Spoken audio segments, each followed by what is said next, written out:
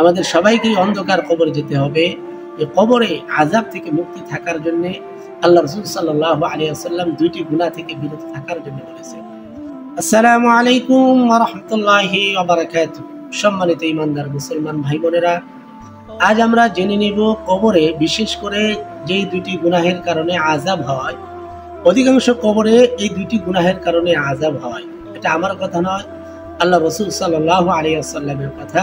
আল্লাহ রাসূল সাল্লাল্লাহু আলাইহি ওয়াসাল্লাম সাহাবীদেরকে জানাইছেন বিশেষ করে যে দুটি গুনাহের কারণে আযাব হয়ে থাকে কবরে, এই দুইটি গুনাহ থেকে আমরা সবাই বেঁচে থাকবো ইনশাআল্লাহ। দেখুন, আমাদের হায়াত একদিন ফুরায় যাবে, অন্ধকার কালো গুটগুটে এই কবর দেশে আমাদের সবাইকে যেতে হবে।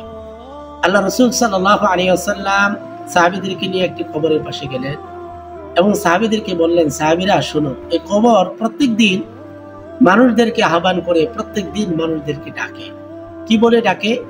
কবর বলে, ও আল্লাহর বান্দা, আমি এক অপরিচিত ঘর, আমি এক নির্জন ঘর, আমার ভিতরে পোকামাকড়ের ঘর, অন্ধকার ঘর, আমি হলাম কবর, আমার ঘরে তোমাকে আসতে হবে। তবে আমি তার জন্য প্রশস্ত হব, আমি তার জন্য শান্তির ঠিকানা হব, যার জন্য আল্লাহ পাক আমাকে আদেশ করবেন যে আল্লাহর বান্দা আল্লাহ ওয়ালা জিন্দেগি বানাবে। আল্লাহ পাক রব্বি কারীম যেভাবে বান্দাকে থাকার জন্য বলেছে, যে সমস্ত আদেশ করেছেন কুরআন সুন্নাহ অনুযায়ী যে আল্লাহর বান্দা জীবন করবে, আল্লাহ ওয়ালা জিন্দেগি করবে, তার জন্য আমি শান্তির ঠিকানা হয়ে যাব। সেজন্য আমাদের সবাইকে অন্ধকার কবরে যেতে হবে। এই কবরে আযাব থেকে মুক্তি থাকার জন্য আল্লাহ রাসূল সাল্লাল্লাহু আলাইহি ওয়াসাল্লাম দুইটি গুনাহ থেকে বিরত থাকার জন্য বলেছেন।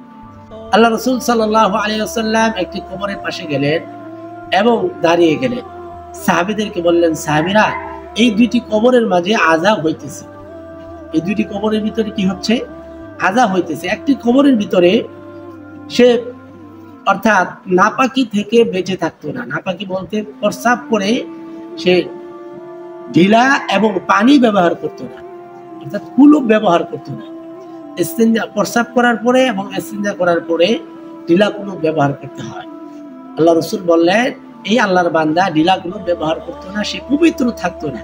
সেজন্য সম্মানিত ভাই এবং বোনেরা, অবশ্যই আমাদেরকে পবিত্র জীবন বানাইতে হবে, পবিত্র থাকতে হবে।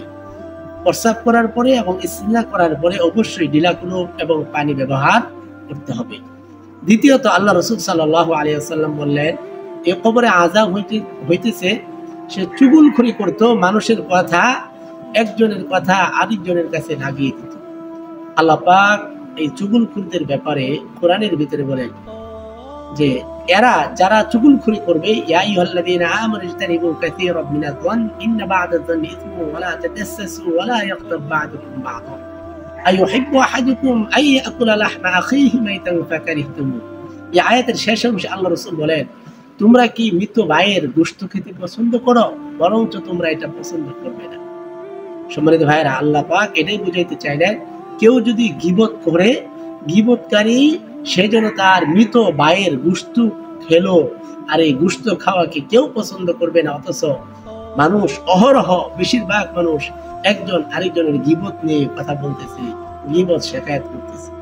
সেজন্য আমরা যদি কবরে জাহান্নামের আযাব থেকে মুক্তি পেতে চাই, জাহান্নাম থেকে দূরে থাকতে চাই, জান্নাত পেতে চাই, অবশ্যই আমাদেরকে ঢিলা কুলুপ ব্যবহার করতে হবে, পবিত্র থাকতে হবে এবং মানুষদের গীবত শেখায়ত করা যাবে না।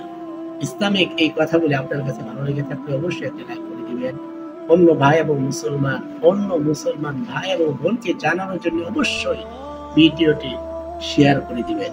কি ধরনের আমলের কথা আপনি জানতে চান কমেন্ট করে জানিয়ে দিবেন। নতুন হলে সাবস্ক্রাইব করে পাশেই থাকবেন ইনশাআল্লাহ। আসসালামু আলাইকুম ওয়া রাহমাতুল্লাহি ওয়া বারাকাতুহু।